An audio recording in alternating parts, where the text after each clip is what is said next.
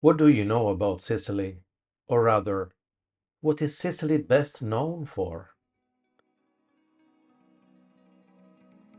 I think I know your answer already. So, moving on. Beyond its legend and its legendary problems, as far as a cyclist is concerned, this is the largest island in the Mediterranean and occupies a central position exactly between Gibraltar and the Middle East, Rome, and North Africa. It is a mountainous island topped by Etna, surrounded by over 1,000 kilometers of coastline. It is Europe, yet, as being deep into the Mediterranean waters, it has a flavor of the global south. I know the island quite well because I was born here. In April 2024, I decided to ride an extensive round trip, taking the opportunity to visit new places and new trails. Sicily has not the cycling fame of Girona, the Dolomites, Provence, Tuscany, Algarve, or the French Riviera, and probably for a good reason. On the other hand, cycling means also tourism off the beaten track, and the availability of direct flights is opening new opportunities. I started from the area I know best, the southern slopes of Mount Etna. Mount Etna is an active stratovolcano on the east coast of Sicily. It isn't dangerous. Its type of eruptions don't generally preoccupy the people living here. And before entering the inhabited areas, I stopped to visit my friend Carmen for a coffee and a chat. She lives in a off-the-grid country house at the feet of the volcano. It looks like a paradise in comparison if you're coming from the chaotic towns down the valley below. Finally alone. Wilderness. Here I come. My first day started with over 1,400 meters of gained altitude. Mount Etna is a separate, completely unique experience when in Sicily, and despite being hard to cycle, it should be in every rider's bucket list.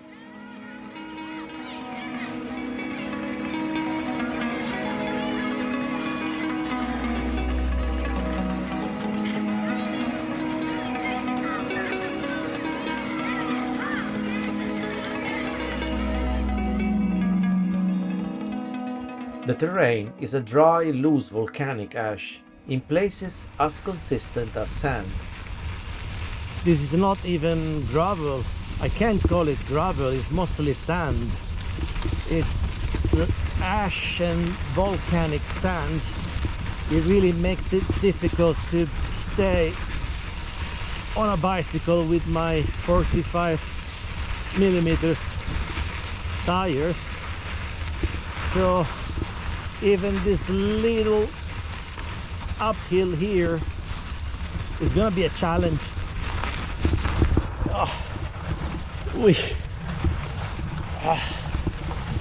let's see. Yeah, babe. All right. Okay.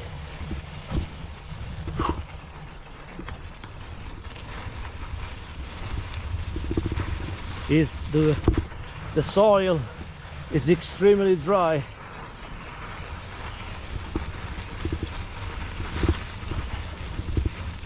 There's been a terrible drought so far this year. It's not raining enough. Actually, it's not raining at all. It's very dry. It could even be snow on the ground on an average April, but not this year. Oh, you see, it's not doable. I could have avoided Mount Etna, it was not strictly necessary to cycle up here. But this is a great place to have a glimpse on what Sicily has to offer. Here is finally totally wilderness. If you want to be alone in Sicily, that's the place.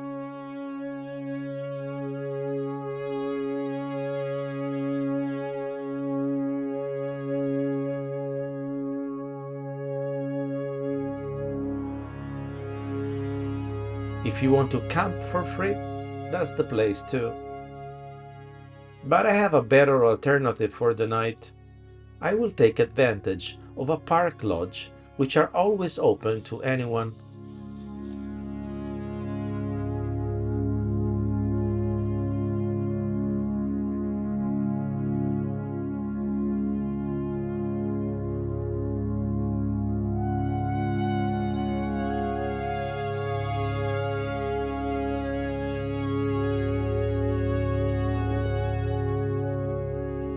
I'm at 2000 meters of altitude, and today I will leave Etna to go down the valley, passing the town of Randazzo, to go up the Nebrodi mountains range.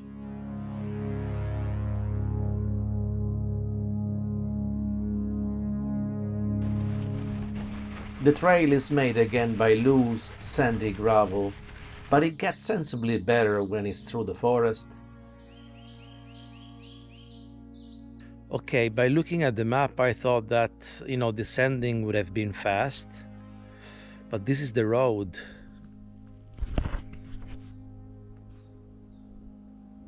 The plan is make it today for the town of Floresta up to the Nebrodi mountain. So going down Etna and then up again to the mountain range of Nebrodi. But I don't think I'm gonna make it. The day is running, time is running out. So let's see. The descent was low due to a rough terrain. Google failed here. Komoot failed too. This is not even a road.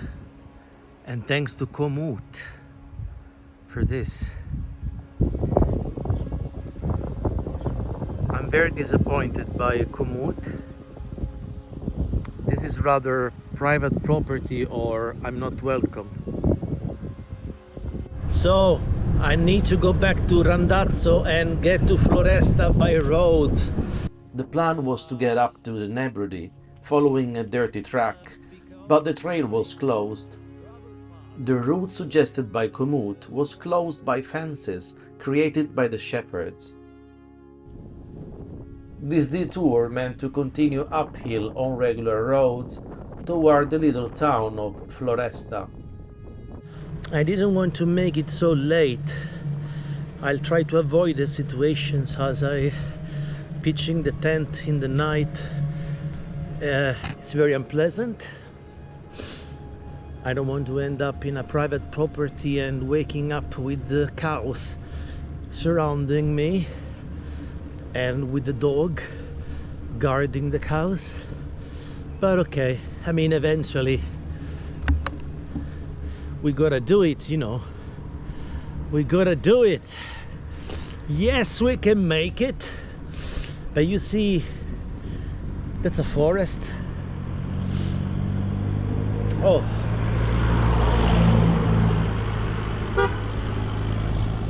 that's a forest. Wait.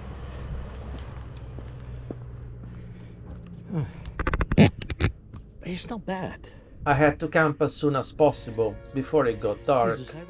It is always better to see where we pitch the tent and have an extensive look around. At the end of a day like this, I always wonder what the hell I'm doing, or what's the point of all of this. Every tour starts with such questions. I have a goal, and the goal is to tour the island, but still, I wonder about my choices. The first nights, I sleep bad. I'm tired, but I can't fall immediately.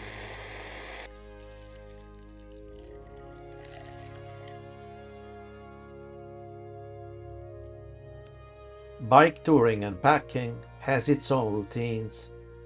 You do escape your home routine and office life, but you'll embrace a very repetitive sequence of actions, and you have to do good and fast. The third and fourth day are on the Nebrodi mountain range. I am following a known path called Dorsale, basically the watershed of the island. As with Etna, a round trip of Sicily might avoid such a climb and terrain, considering the puncture risks, but the pleasure of traveling in remote areas is unparalleled. The Nebrodi Mountains are a protected area, but little to no maintenance is given here by the park rangers. Some stretches of road are really pleasant, others are bad for touring. What is to be known is that there are several Sicily within Sicily. The island is large enough to have different climates and terrains with different social conditions and even economies. The northeast of the island, between Etna, Nebrodi and the whole north coast, enjoy a more humid condition and on average it rains more. Here in the mountains, the landscape isn't different from mainland Italy and other parts of Europe.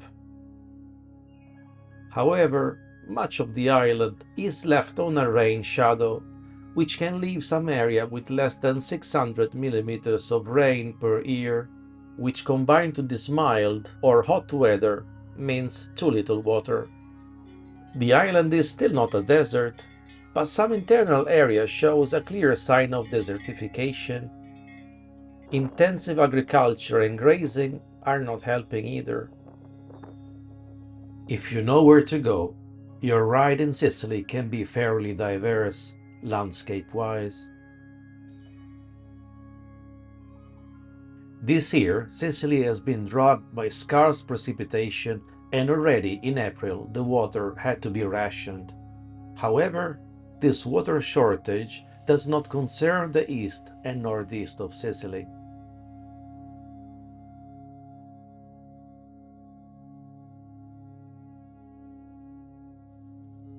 It is here in the north coast that I took my first dose of rain. I am heading in direction of Palermo, but I am not going to visit Sicily's main city. This tour will avoid all largest towns, focusing mostly in small-town Italy. In fact, the majority of Sicily's 5 million people lives in small towns, some on the edge of becoming ghost towns within the end of the century. In the small towns, time seems to have stopped. The time machine isn't fantasy, after all. I am now entering the Sicily where drought is becoming a thing. I am leaving the coastline for the interior, the countryside of Palermo. Here, the terrain is so hilly that seems the real obstacle to any progress. To cycle 20 kilometers is like having cycled 50. You are never there. One thing that I have learned is that it is not a dishonor to get off the horse and push it. This is also what pro riders gotta do in some stretches. It is better than exhausting all your energy with enormous efforts. That is, it is better to keep a reserve of energy if the day is not over yet. A hard terrain is probably the reason of such remoteness and cultural backwardness. It is also where the Mafia was born. I am a guest of Fabio, a Sicilian friend that has decided to live in his great-grandparents' house. The town is home to less than 1,000 souls, and this number is in decline. Time from his window is stuck.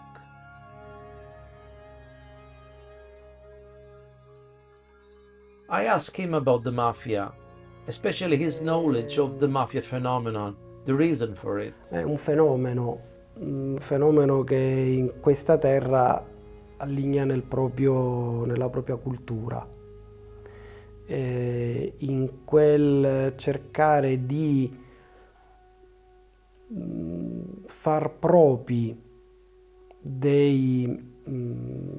qualcosa che dovrebbe essere a disposizione di tutti, un bisogno forte di accentrare potere, disponibilità che in una democrazia il potere, sappiamo, dovrebbe essere distribuito e invece viene accentrato, così come la fruibilità dei servizi, invece il poterli controllare per poter avere indietro innanzitutto il potere stesso, ma poi l'erogazione del servizio dietro lo scambio di qualcos'altro.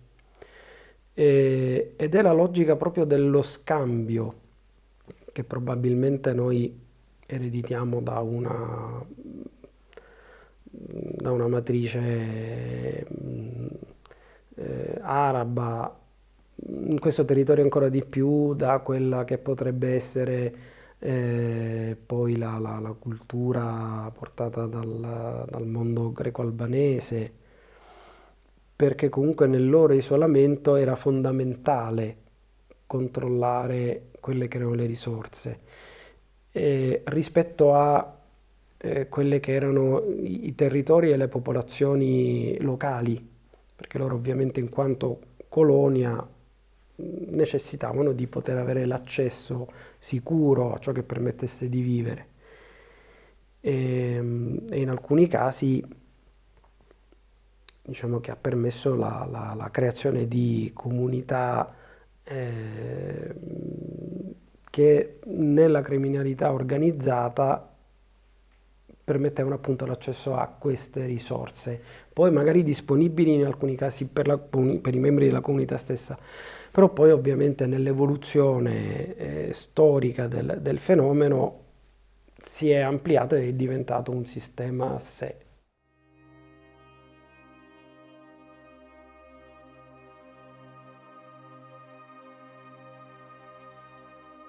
I will eventually spend the night here, as Sicilians are great hosts. The morning after, day 7, I'm heading for real in Mafia's known birthplace, at least in the movies, Corleone.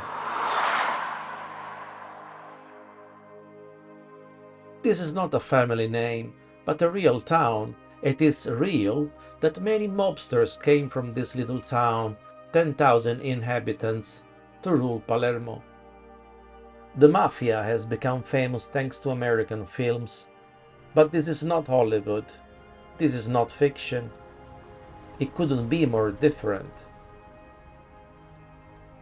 These are not stars, but real people murdered in Corleone or by the Corleonese gangsters. Tourists today come to visit this town attracted by its legendary name. It is good for the local economy, but still around the world, people jokes about the Mafia, making even fun of the people living here, or the Italians in general. It must be funny if you think that this is a movie, but it isn't. I asked Anna, a friend that lives here, about her life in Corleone and what about the Mafia. What is this Mafia? La mafia è una forma di terrorismo molto radicata, un po' ormai anche così, ha subito il fascino di tanta storia, cinematografia che l'ha resa affascinante, però in realtà è come terrorismo, questo, è delinquenza e criminalità. So would you still joke about that? I took a day off the pedals on my day 8 when in Corleone. I'm visiting a local waterfall which is struggling to survive this drought. Today this little house works as a visitor center and shows the waterfall on its best. But the climate changes risk to transform this place into the museum of water that once was, continuing like this. Must be said that Corleone is not a bad place, surely not the worst place you can encounter when in Sicily. This translates into a spoiler. If you are looking for a scary, rough, dangerous place, this is not it. It's day 9 and the sun shines again. I head towards the province of Trapani, following minor roads against the mistral wind. The traffic is low, the temperature is pleasant, The flowers are everywhere. This makes even the bad country road more acceptable. And the road took me here. It is a large, colossal land art intervention. Used to be a town here up until 1968, when a strong earthquake struck. The village of Gibellina was totally destroyed. The rubble were not removed straight away until an artist, Alberto Burri, proposed to freeze the plan of the city with concrete. The result is exciting, shocking, especially if you come here knowing what it is and why. The deaths of Gibellina rest just a stone's throw away in this lovely cemetery.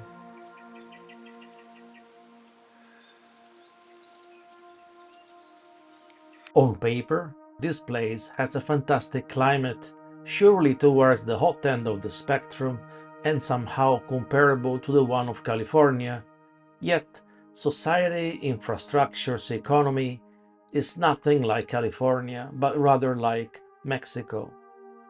Yes, there is tourism, and there are well-off people and great spots, but the overall situation isn't looking good, neither the future is promising. There is an evident lack of modernity. In 800 kilometers around Sicily, I have encountered just this modern bridge, and nothing else that I could consider new or clean.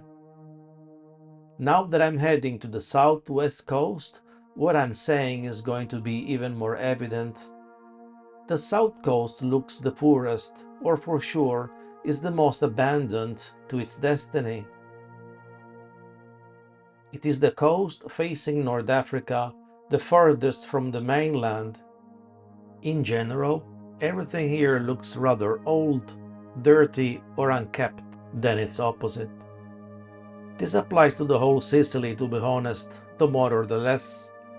As the birth rate is low, emigration is high, the economy is bad, the ruling class is incompetent, and a large part of the population has a low level of education, the feeling by visiting this place is that things aren't going to change anytime soon.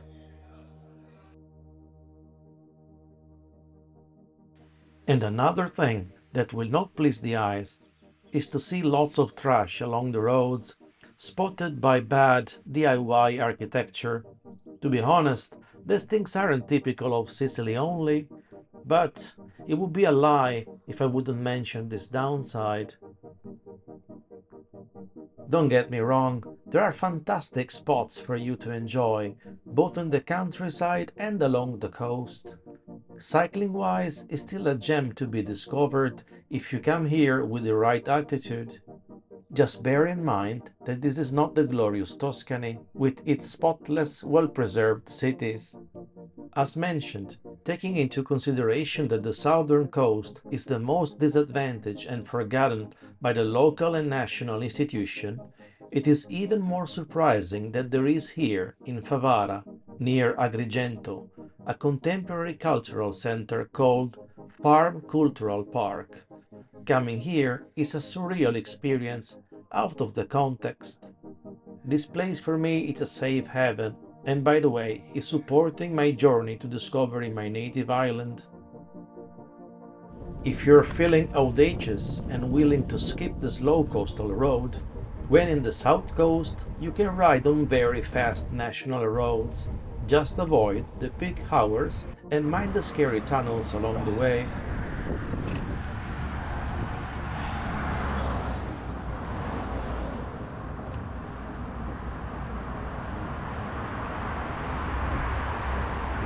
The main roads are not very well served in this area, and for the most of the services you have to enter the towns. Open gas stations on Sundays are like oases. Beside the mild temperature, never exceeding 22 degrees, the good thing about cycling in Sicily in April were the prices and the availability of the accommodations. I have free camped while in the mountains, but here, considering the prices always well below €50, I have been taking private rooms or the entire houses. Eating is also considerably cheaper than elsewhere and not worse at all. Avoiding fast food is super easy in Sicily, even if the local street food must be experienced. It would be wrong to say that Sicily isn't touristic. However, the roads aren't packed with RVs and there are few easily recognizable hotels on site.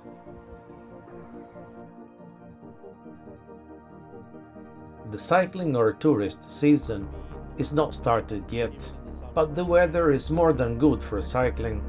Michael from Phoenix is one of the few tourists on two wheels that I have encountered in this trip.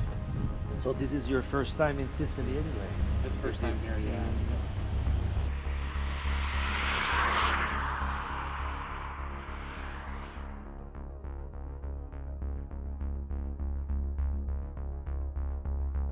I have overtaken the southern city of Gela and I'm heading east. My tour is approaching its end. I have another friend to visit. Giada lives in her country business, lodges and restaurant. It's a big place.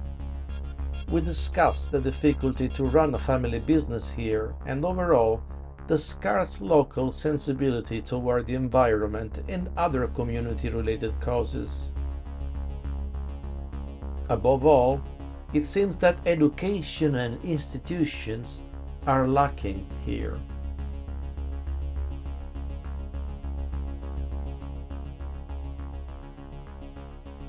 Day 13, I'm back in the east of the island. One can say it is a coincidence, but it's raining again. And it will rain for the whole cycling day. I'm exhausted. Not that I'm tired, but it has been raining quite a while.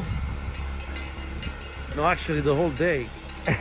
And it's been cold, very cold. It's cold to be late in April. Enjoying now some cows. They keep me company. Sicilians are in love with their island. Truly, they are. Still, why they do that? I don't find the most of the villages to be particularly pretty. Frankly, they are not. And I'm half Sicilian myself, but I'm still not blind, not impaired to see things in the way they are. Too many farmers and construction workers have built their small buildings by themselves, and the results aren't pleasant. When it comes to me, I have serious difficulties on labeling this area as beautiful. And nature-wise, well, it is mostly an agricultural land. Wilderness, it's up into the mountains.